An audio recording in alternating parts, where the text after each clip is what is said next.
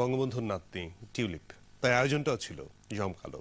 বরকনের সাজ থেকে নানা আনুষ্ঠানিকতায় বাঙালি ঐতিহ্যের ছাপ। লন্ডনের মাটিতে এই বিয়ে পরবর্তী অনুষ্ঠানে যোগ দেন প্রধানমন্ত্রী শেখ হাসিনা। ছোট বোন রেহানার মেয়ে টিউলিপের বিয়ের আয়োজনে শামিল হন তিনিও। ব্রিটেনের কয়েকজন মন্ত্রী আর পার্লামেন্ট মেম্বার ছিলেন আমন্ত্রিত অতিথি। লন্ডন প্রতিনিধি হেফাজুল করিম রকিবের রিপোর্ট, জানাচ্ছেন মুজাহিদা হাসান।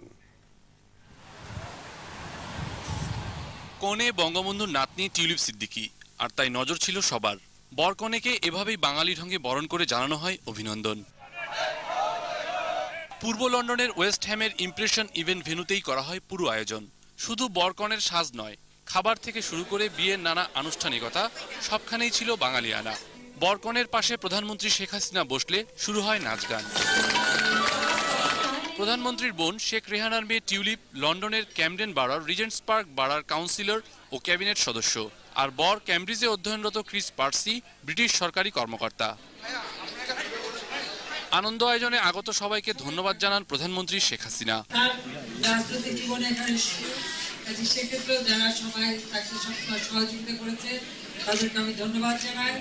আর এই অনুষ্ঠান আয়োজনে আমাদের যারা সকলে অক্লান্ত পরিশ্রম করেছেন এবং সুন্দর সফল চমৎকার অনুষ্ঠান, সেজন্য আমি সবাইকে আন্তরিক ধন্যবাদ জানাই।